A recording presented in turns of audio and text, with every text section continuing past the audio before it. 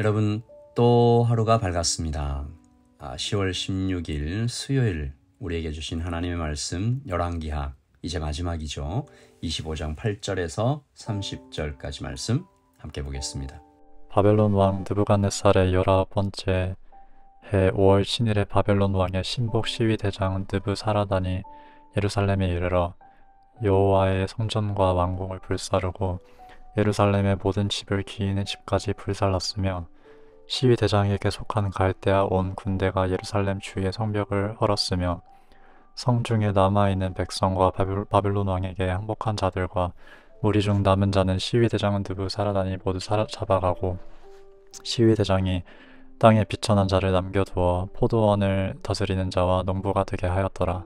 갈대아 사람이 또 여호와의 성전의 두 놋 기둥과 받침들과 여호와의 성전의 놋 바다를 그 놋을 바벨론으로 가져가고 또 가마들과 부삽들과 부집게들과 숟가락들과 섬길 때 쓰는 모든 놋 그릇을 다 가져갔으며 시위대장이 또 불 옮기는 그릇들과 주발들 곧 금으로 만든 것이나 은으로 만든 것이나 모두 가져갔으며 또 솔로몬이 여호와의 성전을 위하여 모두 만든 두 기둥과 한 바다와 받침들을 가져갔는데 이 모든 기구의 놋 무게를 헤아릴 수 없었으니 그 한 기둥은 높이가 18규빗이요 그 꼭대기에 놋 머리가 있어 높이가 3규빗이요 그 머리에 둘린 그물과 석류가 다 놋이라 다른 기둥의 장식과 그물도 이와 같았더라. 시위대장이 대제사장 스라야와 부제사장 스바냐와 성전 문지기 3사람을 사로잡고 또 성중에서 사람을 사로잡았으니 곧 군사를 거느릴 넷이 한 사람과 또 성중에서 만난 바 왕의 시종 5사람과 백성을 징집하는 장관의 서기관 한 사람과 성중에서 만난 바 백성 60명이라. 시위대장 느부사라단이 그들을 사로잡아 가지고 림나 바벨론 왕에게 나가매 바벨론 왕이 하맛 땅 림나에서 다 쳐 죽였더라. 이와 같이 유다로 사로잡혀 본토에서 떠났더라. 유다 땅에 머물러 있는 백성은 곧 바벨론 왕 느부갓네살이 남긴 자라. 왕이 사반의 손자 이하감의 아들 그달리아가 관할하게 하였더라. 모든 군대 지휘관과 그를 따르는 자가 바벨론 왕이 그달리아를 지도자로 삼았다 함을 듣고 이에 느다니아의 아들 이스마엘과 가레아의 아들 요하난과 느보바 사람 단후멧의 아들 스라야와 마가 사람의 아들 야사니아와 그를 따르는 사람이 모두 마스바로 가서 그달리아에게 나아가매 그달리아가 그들과 그를 따르는 군사들에게 맹세하여 이르되 너희는 갈대아인을 섬기지 두려워하지 말고 이 땅에 살며 바벨론 왕을 섬기라. 그리하면 너희가 평안하리라 하니라. 7월에 왕족 엘리사마의 손자 느다니아의 아들 이스마엘이 부하 10명을 거느리고 와서 그달리아를 쳐서 죽이고 또 그와 함께 미스바에 있는 유다 사람과 갈대아 사람을 죽인지라. 노스를 막론하고 백성과 군대 장관들이 다 일어나서 애굽으로 갔으니 이는 갈대아 사람을 두려워함이었더라.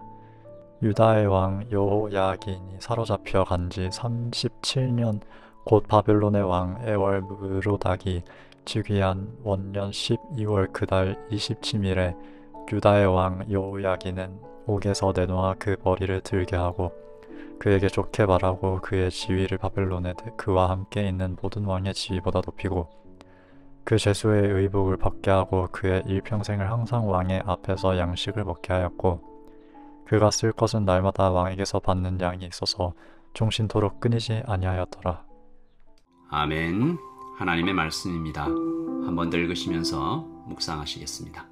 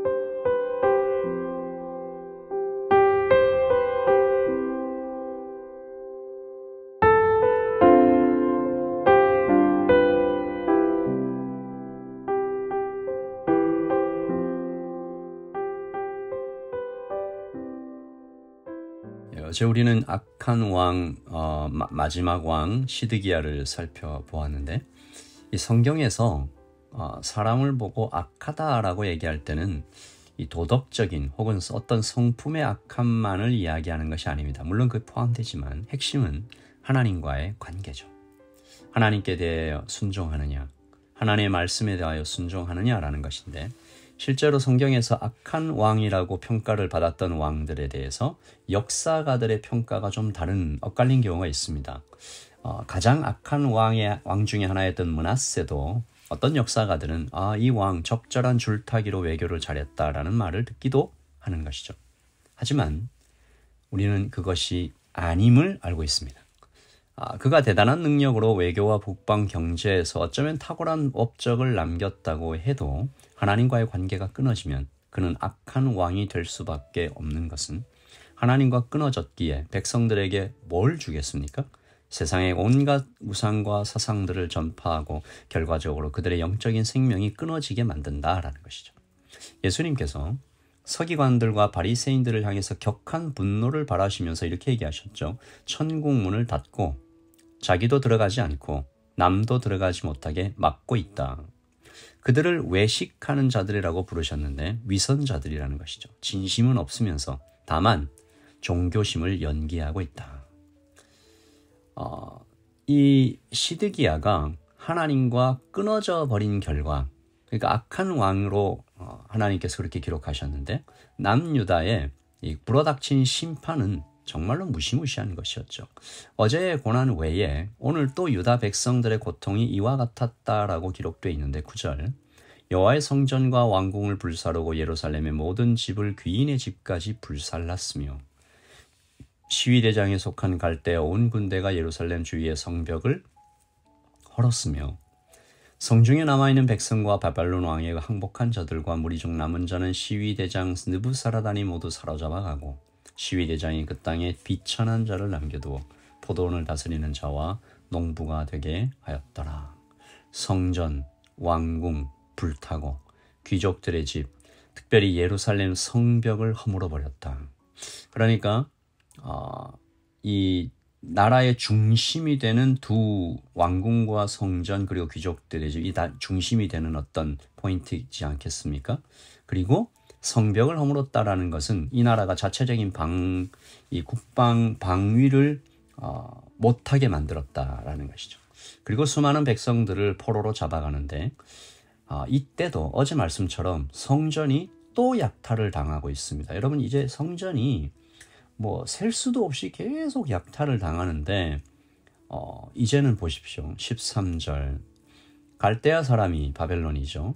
또 여호와의 성전의 두 놋기둥과 받침들과 여호와의 성전의 놋바다를 깨뜨려 그 놋을 바벨론으로 가져가고 또 가마들과 부삽들과 부집개들과 숟가락들과 섬길 때 쓰는 모든 놋그릇을 다 가져갔으며 시위대장이 또 불 옮기는 그릇들과 주발들 곧 금으로 만든 것이나 은으로 만든 것이나 모두 가져갔으며 남은 것이 없습니다. 이제 놋 금, 은은 이미 다 가져갔고 이제 조금 남았던 것 놋도 다 가져가고 성전은 메말라 황폐해져 가버렸죠.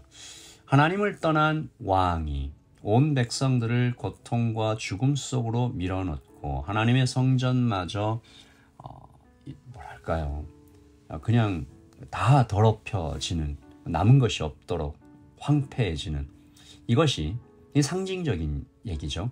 하나님을 성도가 떠나가면 이렇게 된다. 하나님을 떠난 성도가 맞이하게 되는 영적인 결말. 하지만 하나님께서 정말 하나님이신 이유는 가만두고 보시지 않는 것이죠. 바벨론이 한바탕 쓸고 간 후에 다 끝난 것 같은 이 나라에 어떤 하나의 전쟁이 일어나는 것이 오늘 말씀에 기록이 되어 있는데 이것은 남유다 내부에서 일어났습니다. 그달리아라는 사람과 이스마엘이라는 사람의 전투죠. 그달리아는 바벨론이 세운 남유다의 총독입니다. 무엇이 그를 바벨론 왕의 마음에 들게 했는지 모르지만 우리는 숨겨진 이야기를 알고 있죠. 그는 하나님께서 준비해 두신 사람이었습니다. 바벨론 왕의 눈에도 들고 그리고 하나님을 중심에 모시고 있는 사람 또 꼭 누구 같나요? 느헤미야 같죠. 폭풍과 어둠이 짙게 딸린 심판의 날에 하나님은 피난처 도피성 구원자가 될 만한 그달리아를 준비시켜 두셨다가 보내신 것입니다.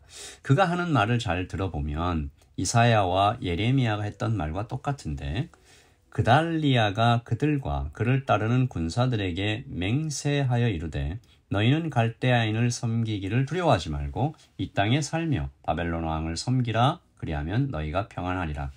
그러니까 너희가 죄지었기 때문에 하나님의 심판이 이르는 것이니 그것을 그대로 받아들이라 라는 얘기인데, 여기에서 교활하며 잔인하며 어리석기까지 한 이스마엘이 툭 튀어나와서 시시보절 7월에 왕족 엘리사마의 손자 느다니의 아들 이스마엘이 부하 10명을 거느리고 와서 그달리아를 쳐서 죽이고. 이스마엘은 민족주의자였습니다. 바벨론 왕을 섬기라라고 얘기하는 예레미야 그리고 그달리아를 증오했고 그 감정에 휩쓸렸고 또 그것을 정치적인 어떤 힘으로 가져와서 하나님의 음성을 듣지 못한 채 하나님의 뜻과 완전히 거역하는 어떤 방향으로 내미쳐 달린 것이죠. 미국의 대선이 다가오고 있고 한국도 정치판이 굉장히 소란스러운 가운데 그때나 지금이나 정치인들은 종교를 이용하죠. 오염시킵니다. 특별히 한국은 이념 전쟁이 교회 안까지 깊숙이 들어와서 건강하게 복음적 사고를 하지 못하도록 속이고 있는 것이 너무 안타까운 거죠. 이번에도 노벨 문학상으로 한강이라는 작가가 노벨 문학상을 받았는데 이분이 정말 순수 문학으로 이렇게 잘 쓴 거 아니겠어요? 이제 거기에다 대고 또 이런 정치적인 싸움까지 끌어들여 가지고 난리가 나는 것입니다. 우리 예수님은 진보도 아니셨고 보수도 아니셨습니다. 이 예수님 당시 팔레스타인의 상황을 조금만 깊이 들여다보면 예수님 당시의 보수 세력으로 사내들인 바리새인, 사두개인들이 제사장들이 거기에 보수 세력으로 위치하고 있었고, 진보 세력으로는 쿰란 공동체와 열심당들이 있었는데요. 그러니까 모든 정치 세력을 다 망라하는 거죠. 사내들인 바리새인, 사두개인, 그리고 쿰란 공동체, 열심당원, 제사장, 그리고 세리의 무리들, 이런 팀들이 다 있었는데 놀랍게도 예수님은 이 모든 정치 세력으로부터 다 공격을 받으셨습니다. 바리새인들은 예수님을 좌파라고 불렀고 열심당들은 예수님을 우파라고 생각했습니다. 그리고 놀랍게도 이 모든 세력들이 하나로 모여서 공동체를 이룬 곳이 있었는데 어딜까요? 예수님의 제자들이었습니다. 그들 안에는 바리새파가 있었고 열심당이 있었고 쿰란 공동체에 속한 사람들, 심지어 열심당이 원수처럼 여겼던 세리들도 그 안에 있었습니다. 예수님 안에 들어오면 진보도 없고 보수도 없고 그렇게 예수님 안에서 하나가 된다라는 이 사실을 우리가 자꾸 놓쳐버린 것이 아닌가. 만약에 이스마엘이 그것을 알고 지금 우리가 이렇게 민족주의 이것저것 따질 때가 아니다, 하나님의 뜻이 어디 있느냐라고 정말 마음을 투명하게 겸손하게 내려놓았다면 그달리아를 중심으로 한 하나님께서 준비하신 피난처는 굉장히 큰 복으로 이스라엘 공동체를 먹이고 쉬게 했을 겁니다. 여러분, 우리 자신도 사실은 누군가보다는 조금 보수적일 수 있고 동시에 누군가보다는 조금 진보일 수 있는 것이죠. 누구를 만나느냐, 어느 포인트로 보느냐에 따라서 이것은 바뀌어 나가는 것입니다. 시드기야도, 이스마엘도, 그달리아도 모두 하나님 앞에 엎드려야 했고 그들 인생의 유일한 기준은 말씀이어야 했습니다. 그러므로 지금 우리도 그렇습니다. 오늘 이 악한 왕 시드기야가 이 남유다에 어마어마한 해악을 끼쳐가는 것들을 볼 때 시드기야가 민족주의자가 아니라서 혹은 그가 개인적으로 어떤 능력이 좀 모자라서가 아니고 하나님은 분명히 말씀하시는 것이죠. 하나님의 말씀에 순종하지 않아서 그렇다. 우리 오늘도 우리를 둘러싸고 있는 이런저런 이해관계들과 또 세상 사람들이 여기로 가야 된다, 저기로 가야 된다, 이것을 먼저 붙잡아야 된다, 뭐 이런저런 복잡한 많은 말들이 이렇게 공중에서 혼란스럽게 오고 가는 가운데 우리가 뿌리를 깊이 내리고 단단히 붙잡아야 할 것은 하나님의 뜻, 하나님의 말씀입니다. 우리 한 3주 정도 된 것 같은데 3주 전에 우리 주일 예배 때도 그 말씀 나누지 않았습니까? 우리가 하나님 이 사람 선택할까요? 저 사람 선택할까요?가 아니고 이 직장 가야 될까요? 저 직장 가야 될까요?가 아니고 그보다 훨씬 더 중요한 것은 이미 알려진 하나님의 뜻입니다. 기도하는 것, 말씀을 읽는 것, 그 말씀을 전하는 것, 사랑하는 것, 희생하는 것, 그리고 더 많이 겸손해지는 것, 하나님께서 우리에게 이미 주신 하나님의 뜻에 순종하면서 우리에게 주신 가장 귀한 일, 하나님을 믿는 것, 하나님을 예배하는 일에 오늘 하루 우리의 마음의 중심을 두시기를 예수님의 이름으로 축복합니다. 기도하겠습니다. 하나님 아버지, 시드기야가 하나님을 떠났을 때 하나님의 성전은 약탈당하고 사람들의 집은 다 불살라지고 하나님 예루살렘 성벽이 회파되고 무너지고 아버지 하나님, 그러나 그 가운데에서도 그달리아를 또 준비시키셔서 하나님의 피난처로 세우셨는데 이스마엘이 민족주의의 꾀임에 넘어가서 그달리아를 살해하는 안타까운 현장을 보면서 어제와 같이 정말 인간에겐 희망이 없구나 발견하게 됩니다.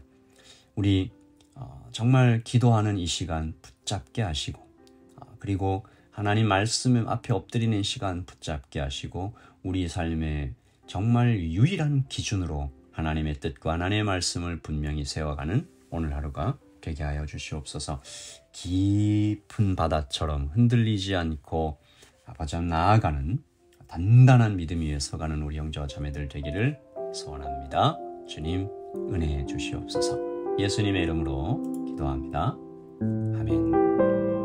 여러분 오늘도 평안하십시오. 샬롬.